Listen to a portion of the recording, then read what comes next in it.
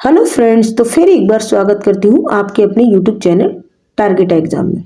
आप सभी लोगों को मेरा गुड इवनिंग। जो भी भाई बहन इस वीडियो को देख रहे हैं, तो आज की जो वीडियो है वो टैग वर्ड पर आधारित है और ये वीडियो पास कराने वाली वीडियो है। अगर आप इस वीडियो को देख लेते हैं तो आपके मन से फेल होने का भय निकल जाएगा।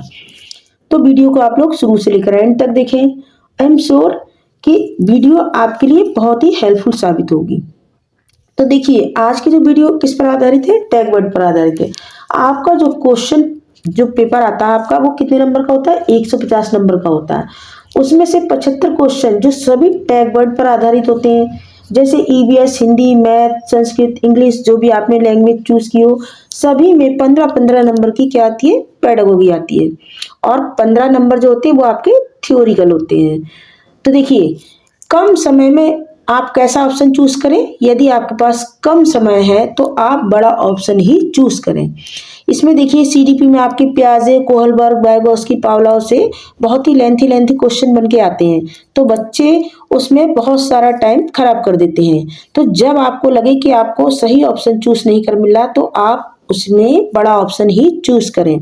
जहां पर आपको लगता है कि आपका क्वेश्चन बहुत आसान है, तो आप उसमें ओवर कॉन्फिडेंस न जाएं, क्योंकि जो कम समय लेने वाले जो क्वेश्चन होते हैं उसमें बच्चे ओवर कॉन्फिडेंस में गलती कर जाते हैं। उसको आप ज्यादा गौर से पढ़ें, क्योंकि बच्चे क्या होते हैं कि नहीं जो वर्ड होता है क्वेश्चन में वो नहीं देखते हैं, नहीं वर्ड पर गौर नहीं करते हैं, तो क्या होता है कि क्वेश्चन हमारा गलत हो जाता है। और जहां पर आपको लगे कि कठिन क्वेश्चन है, तो वहां पर आप बड़े ऑप्शन को ही चूज करें। अब देखिए, कुछ टैग वर्ड है जो मैंने यहाँ पर लेने की कोशिश की है। सबसे पहले देखते हैं निगेटिव टैग वर्ड। देखिए, केवल, मात्र, सिर्फ, ओनली, इस तरह के वर्ड यदि आपको ऑप्शन में दिखे तो आप उसे निगेटिव ही माने। रटना, याद करना, कंठस्थ करना, यानी रोट लर्निंग वाले जितने भी वर्ड आपको दिखते हैं, ये सब निगेटिव पॉइंट में जाते हैं। दंड, सजा, समस्या बोध यानी पनिशमेंट, बर्डन, ये सब निगेटिव पॉइंट है।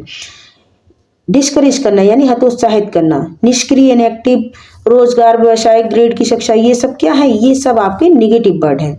वैज्ञानिक, शब्दावली या व्याकरण सिखाना बच्चों को, या फिर सीमित, संकुचित यानी लिमिट में शिक्षा, ये सब क्या है? आपके निगेटिव वर्ड हैं। अब देखते हैं आगे कुछ पॉजिटिव वर्ड, यानी सर्वांगीण विकास करके सीखना, ये सब आपके कैसे हैं? पॉजिटिव टैग वर्ड है। हस्तपरक यानी लर्निंग बाय डूइंग, यानी बच्चे को करके सिखाना, ये सब आपके पॉजिटिव वर्ड है। सम्मान, लगाव, प्रोत्साहन, जिज्ञासा यानी बच्चे के अंदर क्यूरियोसिटी जगाना, समावेशी शिक्षा, इंक्लूसिव एजुकेशन देना सभी को। दृश्य श्रव्य सामग्री यानी कई सोर्सेस बच्चों के लिए इकट्ठे करना कि हम किस तरह से उनको शिक्षा दे सकते हैं।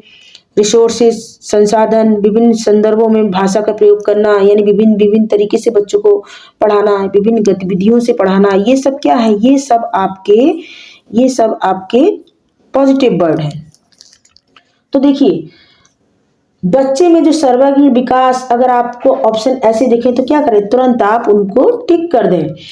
यदि आपका क्वेश्चन जो है पॉजिटिव में पूछा जा रहा है तो आप पॉजिटिव आंसर दें, यदि आपका नेगेटिव में पूछा जा रहा है तो नेगेटिव आंसर दें।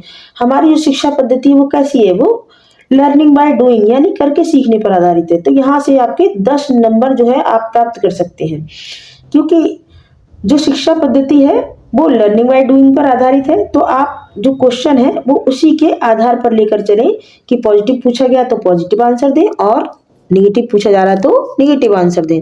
और ये टैग वर्ड का आप खास ध्यान रखें। अगर आप इन टैग वर्ड को अच्छे से फोकस कर लेते हैं तो आपको एग्जाम को क्रैक करने से कोई नहीं रोक सकता। यहाँ पर देखिए, मैंने इन टैग वर्ड से संबंधित क्वेश्चन भी लिए हैं जो मैं आपको आगे बताने वाली हूँ।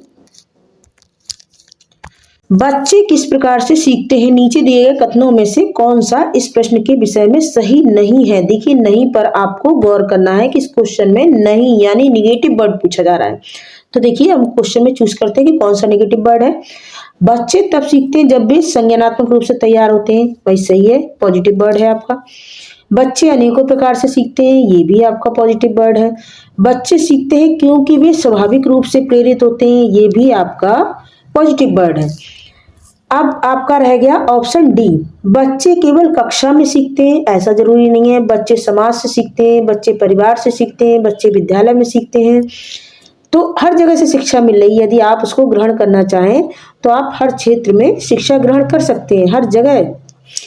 तो देखिए इसमें ऑप्शन डी हो जाएगा। ऑप्शन डी आपका राइट आंसर हो जाएगा कि बच्चे केवल कक्षा में सीखते हैं। ये आपका निगेटिव वर्ड है। आप देखते हैं नेक्स्ट क्वेश्चन।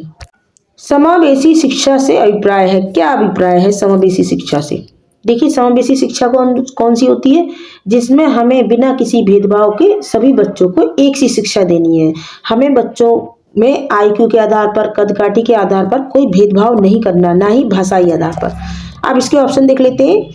यहाँ पर हमें क्या करना है, एक पॉजिटिव वर्ड आपको चूज करना है। आर्थिक रूप से कमजोर वर्ग का आरक्षण केवल सरकारी विद्यालयों में ही कराया जाए, यानी जो कमजोर वर्ग के बच्चे हैं, गरीब हैं, तो क्या उनके लिए सरकारी विद्यालय ही होना चाहिए? ये आपका निगेटिव पॉइंट है।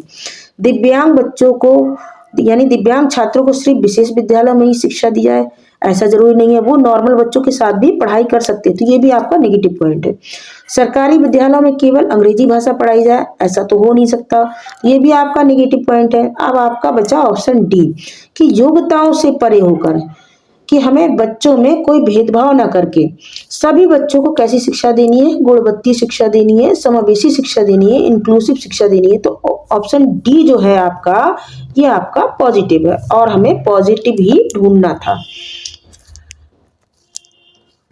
नेक्स्ट क्वेश्चन है अति संवेदनशील। अति संवेदनशील बच्चों को सीखने में मदद करने के लिए निम्नलिखित में से कौन सा तरीका नहीं है? देखिए यहां पर भी नहीं पूछा जा रहा है, कौन सा तरीका नहीं है, अच्छा नहीं है जो तरीका। तो यहां पर भी आपको कैसा जवाब देना, निगेटिव में ही जवाब देना है। यानी 3 आपके पॉजिटिव होंगे, 1 आपका निगेटिव होगा, वो आपको ढूंढना है। एक कार को छोटे छोटे खंडों में तोड़ना, ये आपका पॉजिटिव है, क्योंकि बच्चों को जब आप खंडों में करने को देंगे कोई भी प्रोजेक्ट, तो वो आसानी से सीख पाएगा। अधिगम के वैकल्पिक तरीके की पेशकश, ये भी आपका पॉजिटिव वर्ड है। कैसा है? पॉजिटिव वर्ड है कि आप बच्चों को किस किस तरह से, कितने तरीके से आप उनको पढ़ा सकते हैं। उनके दैनिक कार्यक्रम में शारीरिक गतिविधियों का समावेश करके, ये भी आपका कैसा है? पॉजिटिव पॉइंट है। अब आपको ढूंढना क्या है? निगेटिव पॉइंट ढूंढना है। यानी ऑप्शन डी कि बेचैन होने पर अक्सर उन्हें फटकार। देखिए बच्चा वीआईपी है और उसकी हम किसी भी तरीके से उसको हम डांट फटकार नहीं सकते, उसको पनिशमेंट नहीं कर सकते हैं। तो यही आपका निगेटिव वर्ड होगा, ऑप्शन डी। निम्न में से कौन सी प्रगतिशील शिक्षा की विशेषता नहीं है? देखिए यहां पर भी नहीं पूछा जा रहा है। सतत एवं व्यापक मूल्यांकन, भाई ये तो आपका पॉजिटिव वर्ड है। जीवन पर्यंत शिक्षा को प्रोत्साहन, ये भी आपका पॉजिटिव वर्ड है। सहयोगी शिक्षण को प्रोत्साहन, की बच्चे सहयोग करके सीखें, ये भी आपका पॉजिटिव वर्ड है। रट कर याद करना, ये आपका पॉजिटिव वर्ड नहीं है, क्योंकि एनईपी 2020 लर्निंग बाय डूइंग को प्रोत्साहित करती है, रोट मेमोराइजेशन या रोट लर्निंग को बल नहीं देती है। तो ऑप्शन डी आपका राइट हो जाएगा, क्योंकि ये आपका कैसा है? निगेटिव पॉइंट है और आपको ढूंढना क्या है? निगेटिव पॉइंट ही आपको ढूंढना है। तो ऑप्शन डी आपका राइट हो जाएगा। नेक्स्ट क्वेश्चन है निम्नलिखित में से कौन सी विशेषता मानसिक रूप से अक्षम बच्चे में समान रूप से नहीं होती है? देखिए यहाँ पर भी आपको नहीं में जवाब देना है। यानी इनमें से 3 ऑप्शन ऐसे होंगे जो मानसिक रूप से बच्चे में होंगे, मगर एक नहीं होगा। तो जो नहीं होगा वही आपको ढूंढना है। देखिए विलंबित प्रक्रिया ये होगी, ये तो आपका हो गया पॉजिटिव। ये मानसिक रूप से अक्षम बच्चे में होगी, क्योंकि वह नॉर्मल बच्चों की अपेक्षा किसी कार्य को टाइम पे नहीं कर पाएगा। सामाजिक वृद्धि में कमी, ये भी होगी, क्योंकि मानसिक रूप से अक्षम बच्चा है, वह समाज में अपने कांटेक्ट नहीं बना पाएगा। विकासात्मक लक्ष्य में विलंब, ये भी होगा, क्योंकि मानसिक रूप से अक्षम है तो उसका विकास भी सही नहीं होगा। तो ये भी आपके पॉजिटिव वर्ड हो गए। ये सारे जो है ना, ये कमियां ये एक मानसिक रूप से बच्चे में होंगी, लेकिन जो याद रखने की क्षमता है ये इस बच्चे में उतनी नहीं होगी जितना कि एक नॉर्मल बच्चे में होती है। तो यही आपका राइट आंसर हो जाएगा, ऑप्शन डी। निगेटिव पूछा जा रहा है तो निगेटिव आपका क्या होगा? ऑप्शन डी हो जाएगा। अब देखते हैं क्वेश्चन नंबर 6। टैग वर्ड इसका है निष्क्रिय सक्रिय, यानी पैसिव और एक्टिव। देखिए, एक बाल केंद्रित कक्षा में क्या होना चाहिए? एक बाल केंद्रित कक्षा में शिक्षक कैसी होनी चाहिए? शिक्षिका की कोई भूमिका नहीं होगी, ये आपका कैसा हो जाएगा? निगेटिव पॉइंट हो जाएगा। शिक्षिका की भूमिका क्यों नहीं होगी? जब तक शिक्षक नहीं होगा तो बच्चे पढ़ेंगे किससे? शिक्षिका की सक्रिय भूमिका होगी और बच्चे निष्क्रिय होंगे। भाई ऐसा नहीं होना है, बच्चा तो एक्टिव है और उसे एक्टिव ही रखना है, और टीचर को भी कैसा रहना है? एक्टिव रहना है।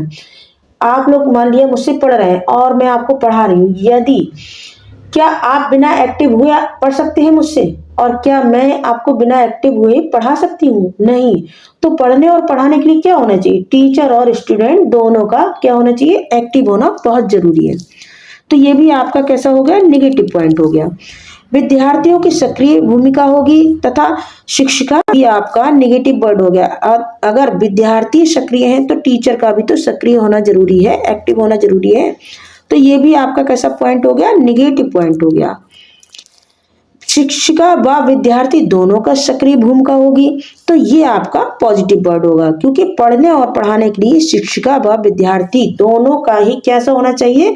एक्टिव होना बहुत जरूरी है, सक्रिय होना बहुत जरूरी है। नेक्स्ट क्वेश्चन है, देखिए इसका टैग वर्ड है आपका मानकीकृत। क्या है? मानकीकृत। इसको बोलते हैं स्टैंडर्डाइज्ड। देखिए इस तरह के वर्ड आपको कहीं भी ऑप्शन में दिखे तो आप उसे तुरंत निगेटिव में ही लें। क्वेश्चन है आपका, एक सामाजिक संरचनात्मक कक्षा में कौन सी आंकलन विधि अधिक उपयुक्त रहेगी? कौन सी आंकलन विधि उपयुक्त रहेगी? इनमें से बताना है। सहयोगी प्रायोजित कार्य, भाई ये तो आपका पॉजिटिव लग रहा है। एक प्रश्न शब्दोत्तर वाले वस्तुपरक, ऐसा नहीं हो सकता, ये आपका नेगेटिव पॉइंट है। मानक परीक्षण, ये तो हमें करना नहीं, ये भी आपका नेगेटिव है।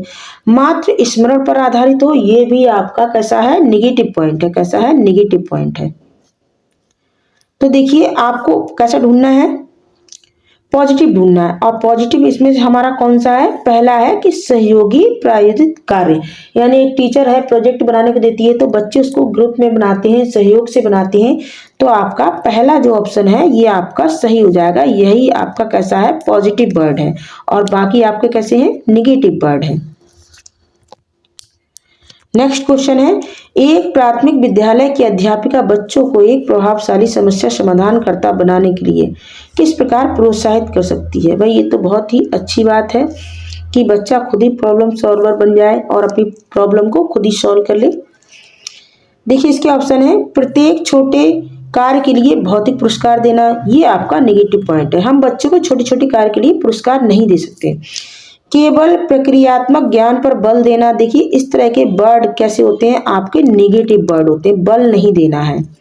और ये केवल, मैंने आपको अभी शुरू में बताया था कि इस तरह के वर्ड जो होंगे आपके क्या होंगे? ये सब टैग वर्ड हैं, ये नेगेटिव पॉइंट है। गलत उत्तरों को अस्वीकार करके दंडित करना, ये भी आपका क्या है? नेगेटिव वर्ड है। हमें बच्चों को पनिशमेंट नहीं देना है। अब आपका रह गया ऑप्शन डी, बच्चों को सहानुभूत अनुमान लगाने के लिए प्रोत्साहित करना। बच्चों को कैसे करना? सहानुभूत प्रोत्साहित करना तथा उसी पर आधारित विचार मंथन करके, कि बच्चे हैं खुद से अनुमान लगाएं। क्या करें? बच्चे खुद से अनुमान लगाएं। तो इसके लिए क्या करना? उन्हें प्रोत्साहित करना है। जैसे मान लिया मैंने कहा कि आपको सीटेट में अच्छे नंबर लाने, तो आप क्या करोगे? आप भी विचार मंथन करोगे। और जो पुरस्कार होता है बच्चों को देने के लिए वो एक खास अचीवमेंट पर दिया जाता है, यानी कोई बच्चा कोई विशेष कार्य करे या कोई कीर्तिमान बनाए तो उसके लिए पुरस्कार दिया जाता है। तो यहाँ पे ऑप्शन डी आपका राइट होगा कि बच्चों को स्वयं सोचने, स्वयं तर्क करने पर उनको प्रोत्साहित करना, उनको वो अपने जो प्रॉब्लम है उस पर खुद ही विचार मंथन करें और उसको सॉल्व करने की कोशिश करें। तो ऑप्शन डी आपका राइट हो जाएगा। आप देखना है क्वेश्चन नंबर 9, विद्यार्थियों के अधिगम को सुशायद करने के लिए एक शिक्षिका को निम्नलिखित में से किस पर ध्यान देना चाहिए? देखिए यहाँ के आपके टैग वर्ड क्या है? रटना, याद करना। और समझना, देखिए समझना आपका है पॉजिटिव वर्ड और रटना क्या है, ये आपका है नेगेटिव वर्ड, यानी रटने पर हमें जोर नहीं देना है। ये आपका कैसा है, नेगेटिव वर्ड है और ये आपका पॉजिटिव वर्ड है। तो क्वेश्चन नंबर जो 9 है, विद्यार्थियों के अधिगम को सुसाध्य करने के लिए एक शिक्षिका को निम्नलिखित में से किस पर ध्यान देना चाहिए, किस पर ध्यान देना चाहिए? परीक्षाओं के प्रति भय पैदा करके, ये तो आपका नेगेटिव वर्ड हो गया। रट कर याद करने पर बल नहीं देना है, देखिए रटना, याद करना, बल देना, ये सब कैसे हैं आपके नेगेटिव वर्ड हैं। निष्क्रिय सुनने को बढ़ावा देना, देखिए टीचर को और बच्चे को सक्रिय रखना है, तो ये भी आपका क्या हो गया, नेगेटिव वर्ड हो गया। अब आपका रह गया ऑप्शन डी, बच्चों के पूर्व ज्ञान से संबंध जोड़ना, ये सही है। बच्चा कोरी स्लेट नहीं होता, वह अपने घर से भी शिक्षा लेकर आता है। तो हमें बच्चों को कैसे पढ़ाना है, हमें बच्चों को उनके पुराने ज्ञान से नए ज्ञान को जोड़ना है, जिससे बच्चे सुगम तरीके से सीख सकते हैं। तो ऑप्शन डी जो है वो आपका राइट हो जाएगा। नेक्स्ट है आपका रटना, याद करना, समझना। तो देखिए रटना, याद करना, ये आपका हो गया नेगेटिव वर्ड और समझना ये आपका हो गया पॉजिटिव वर्ड। विद्यालयों में संकल्पनात्मक समझ को सुसाध्य करने हेतु एक अध्यापक को क्या करना चाहिए, बताइए? छात्रों को केवल यंत्रवत रूप में सीखने के लिए प्रोत्साहित करना, देखिए छात्र कोई मशीन नहीं है, यंत्रवत रूप से सीखने के लिए प्रोत्साहित करना, ये आपका देखिए प्रोत्साहित तो यहाँ लिखा है, लेकिन इसमें जो आपका सेंटेंस है ये गलत है, इसलिए ये आपका नेगेटिव में जाएगा। संकल्पों के वार्तालाप, उदाहरण और गैर उदाहरण को सम्मिलित नहीं करना चाहिए, ये भी आपका क्या है, ये भी आपका नेगेटिव पॉइंट है। कैसा है, नेगेटिव पॉइंट। जो प्रस्तुत किया गया हो और जो पहले से ही ज्ञात हो, उन दोनों में संबंध स्थापित करने पर, देखिए एनईपी में कहा जाता है कि लर्निंग बाय डूइंग, यानी बच्चे को करके सीखने देना, और बच्चों के जो पहले से ज्ञात हुई उन दोनों में संबंध स्थापित करना, यानी जो पहले से पता हो और वो जो नया ज्ञान हासिल कर रहा, उन दोनों में क्या करना, संबंध स्थापित करना। तो ऑप्शन सी आपका राइट हो जाएगा, क्योंकि ये आपका पॉजिटिव वर्ड है। अध्यापक की व्याख्यान विधि पर सीमित रहना चाहिए, ये आपका क्या है, नेगेटिव वर्ड है, क्योंकि सीमित, संकुचित, ये इस तरह के वर्ड क्या है, ये नेगेटिव है। तो आपको ढूंढना क्या है, पॉजिटिव ढूंढना, तो वो आपका हो जाएगा ऑप्शन सी। नेक्स्ट है आपका, बच्चों के चिंतन में संप्रत्यात्मक बदलाव को किस प्रकार प्रोत्साहित कर सकते हैं, आप प्रोत्साहित कर सकते हैं, बताइए? यहाँ देखिए वेधन और अभ्यास, ड्रिल एंड प्रैक्टिस, ये सब आपके क्या है, नेगेटिव वर्ड है। जहां भी आप इस तरह के वर्ड देखें तो आप तुरंत उसे नेगेटिव में लें। जैसे कि यहाँ पर दे रखा है दंड का प्रयोग करना, तो ये क्या है आपका नेगेटिव वर्ड। विभिन्न उदाहरण देकर और बच्चों को उनके तर्क खोजने के लिए कहना, ये आपका तो पॉजिटिव लग रहा है। बच्चों को सही संप्रत्यय का रट्टा मारने के लिए कहना, रोट लर्निंग पर देखिए बल देना, ये तो आपका नेगेटिव में गया, क्या गया, नेगेटिव में, ये आपका हो जाएगा नेगेटिव। बार बार वेधन और अभ्यास करना, ये भी आपका नेगेटिव हो गया। तो आपका पॉजिटिव कौन सा है, ऑप्शन बी आपका राइट हो जाएगा। नेक्स्ट क्वेश्चन है, एक अध्यापिका अपने विद्यार्थियों में खोजी अधिगम को सुसाध्य करना चाहती है, इसके लिए उस अध्यापिका को क्या करना चाहिए? एक अध्यापिका अपने विद्यार्थियों में क्या करना चाहती है, खोजी अधिगम को बढ़ाना चाहती है, ये आपका क्वेश्चन है। देखिए इसमें नेगेटिव वर्ड क्या है आपका, वो है व्याख्या, व्याख्यान, परिभाषा। इस तरह के वर्ड आपको जहां दिखे तो आप उन्हें नेगेटिव में ही लें। अब देखिए जो अध्यापिका है विद्यार्थियों में क्या करना चाहती है, खोजी अधिगम को सुसाध्य करना चाहती है। अब इसमें देखिए व्याख्या विधि का अत्यधिक प्रयोग करना, देखिए व्याख्या जहां भी लिखा मिले ये आपका नेगेटिव वर्ड में ही जाएगा। केवल, अब देखिए यहाँ पर केवल वर्ड है, ये भी आपका नेगेटिव वर्ड है। बल देना, ये भी आपका नेगेटिव वर्ड है, तो ये आपका नेगेटिव में जाएगा कि केवल पाठ्य पुस्तकों के इस्तेमाल पर बल देना क्या है, ये आपका नेगेटिव पॉइंट है। आवश्यकता पूर्ण मार्गदर्शन के लिए स्वयं निर्देशित प्रयोग को सुसाध्य करना चाहिए, ये आपका पॉजिटिव लग रहा है। विद्यार्थियों को बिना किसी मार्गदर्शन के खुद करने देना, ये भी आपका नेगेटिव में जाएगा, क्योंकि यदि बच्चे खुद से सब कुछ करने लगे तो फिर एक टीचर की क्या जरूरत है, बच्चा घर पे ही नहीं पढ़ लेगा।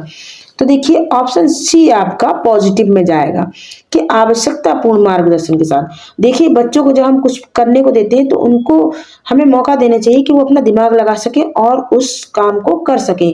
यदि जरूरत पड़ती है तो हम बच्चों को मार्गदर्शन दे सकते हैं। तो ऑप्शन सी आपका राइट हो जाएगा। नेक्स्ट क्वेश्चन है, देखिए इसमें नेगेटिव वर्ड क्या है, पुस्तक केंद्रित, शिक्षक केंद्रित और बाल केंद्रित। ये आपका पॉजिटिव वर्ड है बाल केंद्रित, जिसे हमें लेकर चलना है पूरी सीडीपी में कि बच्चा जो है वही वही हमारा केंद्र है, सेंटर जो है वो बच्चा ही है, बाल केंद्रित शिक्षा है। तो देखिए यहाँ पर हमें ना तो पुस्तक को केंद्रित करना है और ना ही टीचर को केंद्रित करना है। किसको केंद्रित करना है, बच्चे को केंद्रित करना है। बच्चे के इर्द गिर्द ही सारा जो सीडीपी है वो उसी के इर्द गिर्द घूमता है। तो देखिए राशि ने बच्चों की अवधारणाओं के प्रति समझ का आंकलन करने के लिए एक नई विधि का प्रयोग किया। उसने बच्चों से कहा कि वे एक उत्तर के लिए जितना संभव हो सके अधिक से अधिक प्रश्न बनाएं। ये देखिए टीचर क्या कह रही है, बच्चों को ज्यादा से ज्यादा क्रिएटिव करने को कह रही है कि वो एक उत्तर के लिए जितने ज्यादा हो सके प्रश्न बनाएं। तो देखिए ये कौन सा उपागम कहलाएगा, ये अधिगम का कौन सा उपागम कहलाएगा, किस पर केंद्रित है, ये बाल केंद्रित है, पाठ्य पुस्तक केंद्रित है, उपदेशात्मक है या कंठस्थीकरण है। देखिए इस तरह के वर्ड होते हैं, कंठस्थीकरण ये आपके नेगेटिव में जाते हैं, उपदेशात्मक ये भी नेगेटिव में जाते हैं। पाठ्य पुस्तक केंद्रित ये हमें लेना नहीं है, मैंने अभी बताया कि जो शिक्षा है वो कैसी है, चाइल्ड सेंटर्ड है। तो देखिए ये उपागम क्या कहलाएगा, बाल केंद्रित।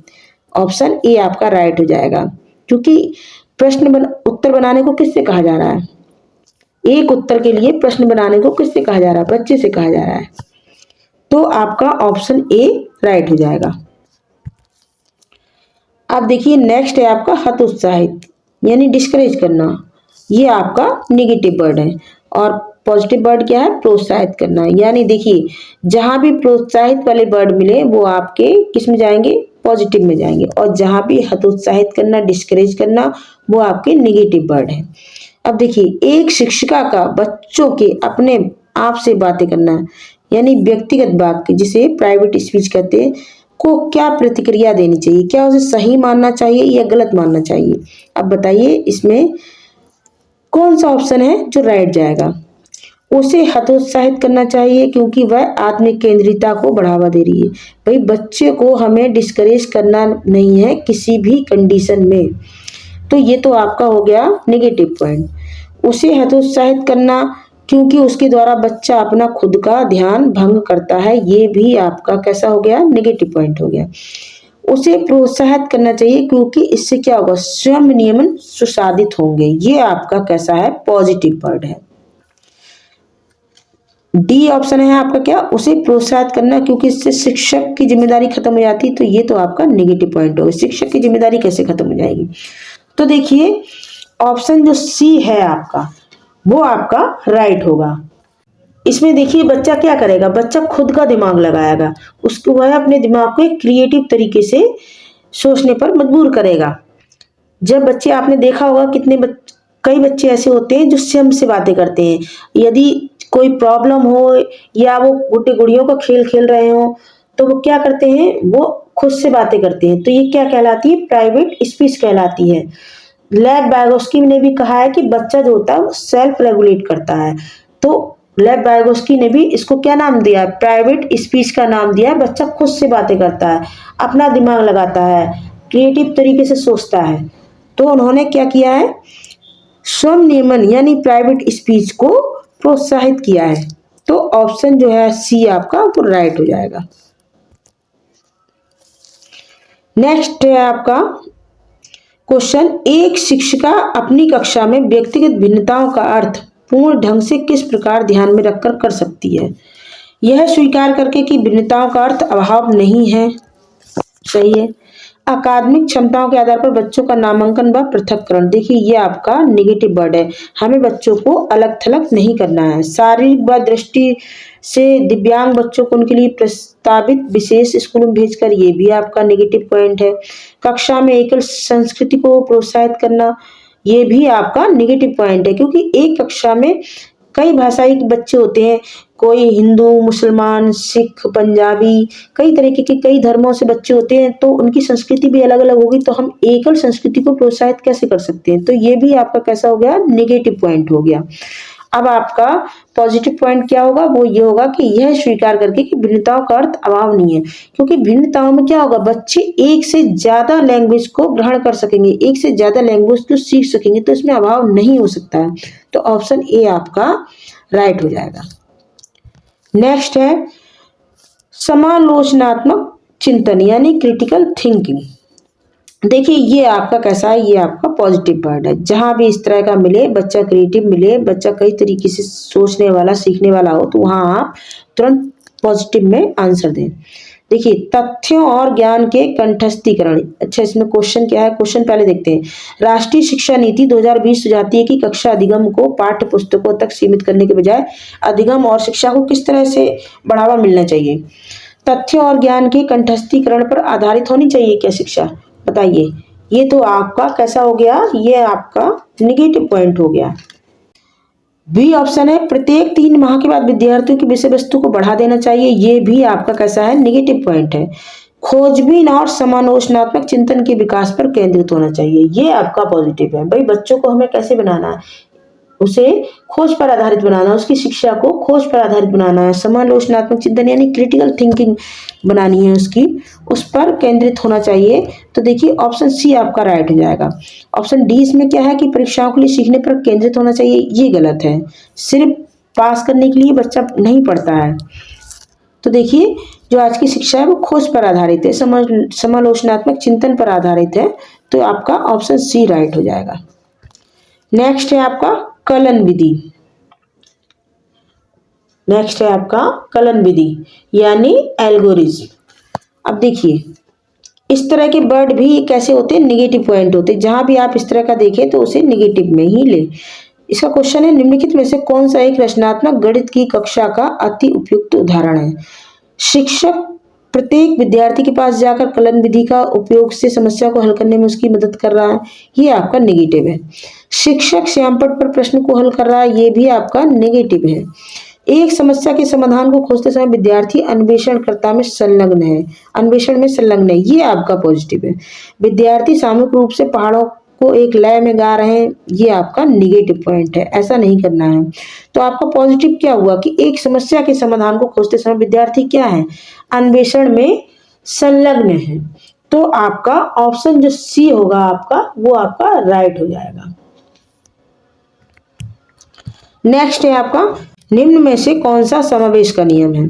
अब इसमें देखिए नेगेटिव पॉइंट क्या है, ये देखिए ऊपर लिखा हुआ है पृथक्करण और नामांकित यानी सेग्रीगेशन और लेबलिंग। ये हमें किसी बच्चे के साथ नहीं करना है, यानी पृथक्करण, अलगाव और लेबलिंग करना कि तुम होशियार हो, तुम कमजोर हो, तुम्हारा आईक्यू कम है या तुम्हारा ज्यादा, इस तरह का हमें बच्चों को क्या नहीं करना, लेबलिंग नहीं करना, सबको एक समान लेके चलना है। तो देखिए इसमें विभेदन भेदभाव ये आपका नेगेटिव हो गया। मानकीकृत अनुदेशन ये भी आपका नेगेटिव वर्ड है। व्यक्तिगत भिन्नताओं को स्वीकार करना ये आपका पॉजिटिव वर्ड है, क्योंकि वहां पर बच्चे अलग अलग आईक्यू के होंगे, अलग अलग भाषाई आधार पर होंगे, अलग अलग उनका जो सामाजिक परिप्रेक्ष्य होता है वो भी अलग अलग होगा। तो देखिए हमें क्या करना है, हमें सारे बच्चों को एक साथ यानी समावेशी शिक्षा लेके चलनी है, इंक्लूसिव एजुकेशन लेके चलनी है। तो ऑप्शन सी आपका राइट हो जाएगा। नेक्स्ट है आपका उपेक्षा, हमें किसी को इग्नोर नहीं करना, ये आपका नेगेटिव वर्ड है। और पॉजिटिव वर्ड आपका क्या है, अपॉर्चुनिटी यानी अवसर देना, बच्चों को अवसर देना, तो ये आपका पॉजिटिव वर्ड है। अब देखिए प्रगतिशील शिक्षा के संदर्भ में निम्नलिखित में से कौन सा कथन सही है, यहाँ आपको सही वाला ढूंढना है कि कम क्षमता वाले बच्चों की कक्षा में उपेक्षा करनी चाहिए, ये तो आपका गलत हो गया। कक्षा में प्रजातंत्र का कोई स्थान नहीं होना चाहिए,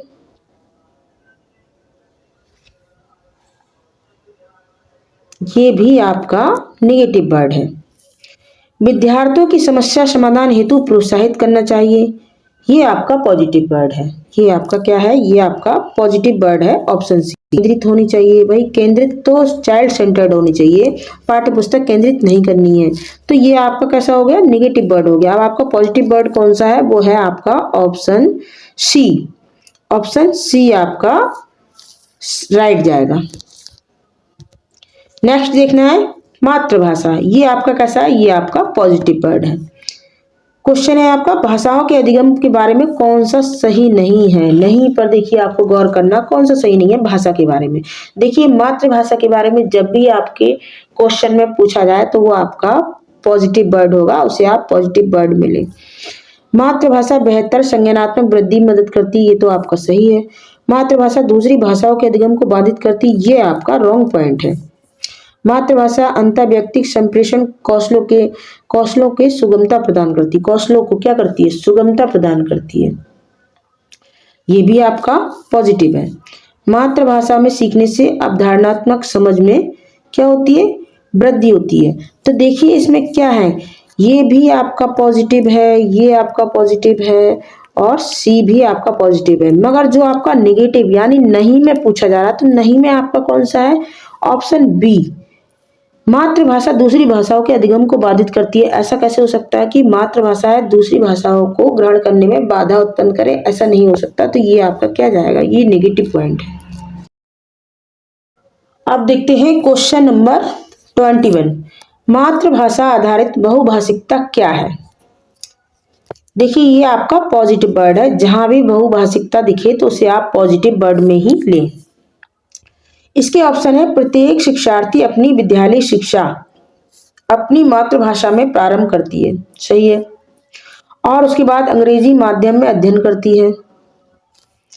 सभी विद्यालयों में मातृभाषा या घर की भाषा माध्यम के रूप में हो, सभी विद्यालयों में मातृभाषा या घर की भाषा माध्यम के रूप में हो, सही है। प्रत्येक शिक्षार्थी अपनी आरंभिक शिक्षा विद्यालय में मातृभाषा घर की भाषा में आरंभ करता है और बाद में अधिक भाषाओं से जुड़ती है।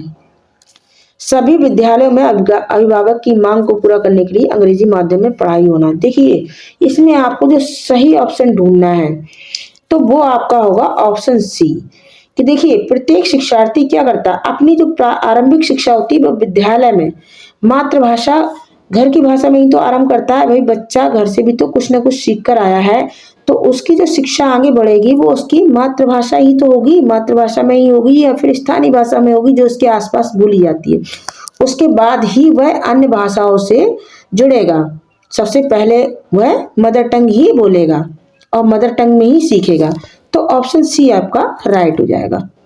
आप देखते हैं क्वेश्चन नंबर 22, प्राथमिक कक्षाओं में रोल प्ले भूमिका निर्वाह का उद्देश्य होना चाहिए, क्या होना चाहिए। देखिए जहां पर भी आपको विभिन्न संदर्भों में भाषा का प्रयोग मिले तो वो आपका पॉजिटिव वर्ड होगा।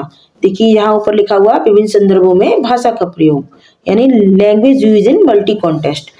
देखिए इसके ऑप्शन है, बच्चों को अभिनय सिखाना, एक पद्धति के रूप में इसका उपयोग करना, या विभिन्न संदर्भों में भाषा प्रयोग के अवसर प्रदान करना। देखिए ये वर्ड आ गया आपका टैग वर्ड कि विभिन्न संदर्भों में भाषा का प्रयोग करना। तो यही आपका राइट आंसर होगा, यानी ऑप्शन सी आपका राइट आंसर हो जाएगा। Thanks for watching. यदि आपको वीडियो अच्छा लगा हो तो इसको ज़्यादा से ज़्यादा शेयर करें और कमेंट करके बताएं कि आपको वीडियो कैसा लगा, आपका स्कोर कितना गया, या आपको वीडियो में टैग वर्ड जो मैंने बताए हैं क्या आपको ये समझ में आए। आज की जो आपने वीडियो देखी आई एम श्योर कि आपको पेपर में काफ़ी हेल्पफुल साबित होगी। Thank you.